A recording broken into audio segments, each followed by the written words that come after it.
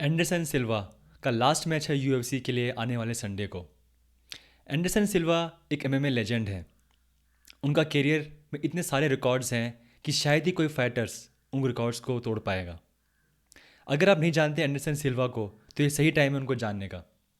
एक नज़र डालते हैं उनके रिकॉर्ड्स के बारे में। लॉन्गेस्ट यूएफसी टाइटल रेन, यानी कि 7 साल तक वो चैंपियन थे यूएफसी के मिडिल वेट डिवीजन में।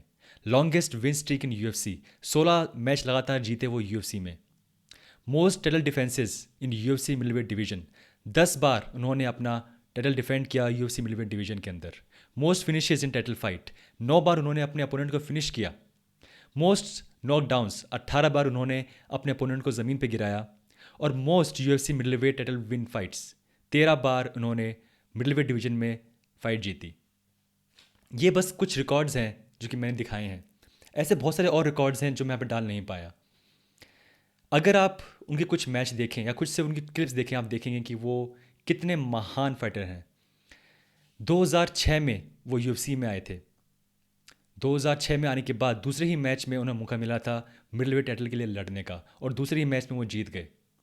यूएफसी में आके खेलना और दूसरे ही मैच में टाइटल जीतना बहुत बड़ी बात है। उसके बाद 7 साल लगे किसी एक फाइटर को उनको हराने के लिए। 2013 में वो पहली बार अपना टाइटल हारे।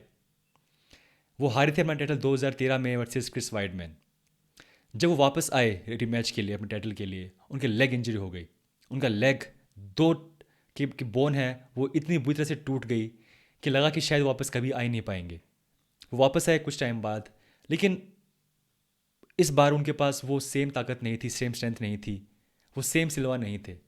लेकिन उन्हें याद किया जाएगा अपने 7 साल के उस कैरियर के लिए जब वो अनडिफीटेड थे।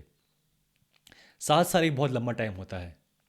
7 साल लंबे तो लोगों के एमएमए कैरियर नहीं होते, और वो 7 साल चैंपियन थे मिडलवेट डिवीजन में।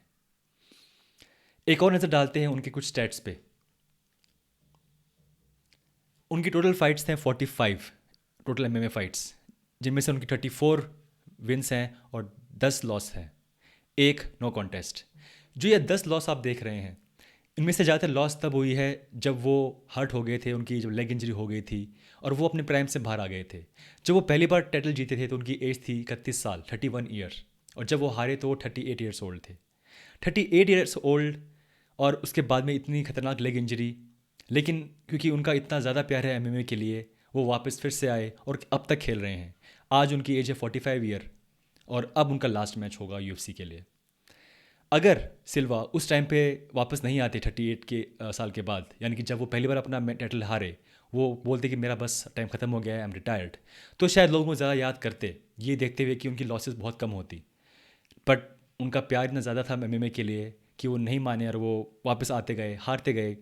लेकिन ऐसा नहीं कि वो बहुत शर्मनाक तरीके से हारे हैं। उसके बाद भी उन्होंने अच्छी फाइट्स दी हैं, बहुत ही कुछ ऐसी फाइट्स दी हैं जो बहुत ज़रूरी थी यूएफसी के लिए। यूएफसी 200, जब जॉन जोन्स बाहर हो गए थे इस इवेंट से because of failed drug test, वो शॉर्ट नोटिस से आगे आए और वो लड़े डैनियल कॉर्मियर से। ये फाइट थी लाइट हेवीवेट डिवीजन में।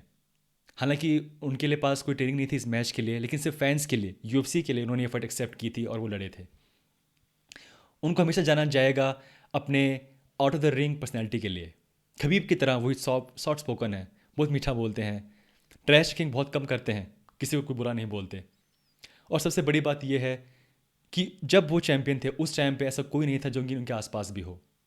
खबीब की तरह एक बार लगा था शायद उन्हें कोई हरा ही नहीं पाएगा, लेकिन क्योंकि वो इतना लंबा खेले, उनका कैरियर स्टार्ट हुआ था 1997 में, सिर्फ जब वो 20 साल के थे, और अब जाके यानी कि ऑलमोस्ट 25 साल बाद वो उनका लास्ट मैच होगा। ऑब्वियसली जब आप इतना लंबा मैच खेलते हैं, इस लेवल पे यूएफसी लेवल पे खेलते हैं, तो आपकी कुछ हार कुछ लॉसेस हो सकती हैं। एक वीडियो रिलीज़ की थी यूएफसी ने उनके सारे ऑल टाइम फिनिशेस की, जिसमें उनके नॉकडाउन है, सबमिशन है। वो लिंक मैं नीचे डाल रहा हूँ। अगर आप नहीं जानते कि ये सिल्वा कौन है और क्या वो रियली इतने महान खिलाड़ी हैं, महान फाइटर हैं, एक नज़र देखिएगा इस वीडियो को। छोटी सी वीडियो है, आप ये वीडियो देखेंगे, आप समझ जाएंगे कि मैं क्या बोल रहा हूँ और क्या थे एंडरसन सिल्वा।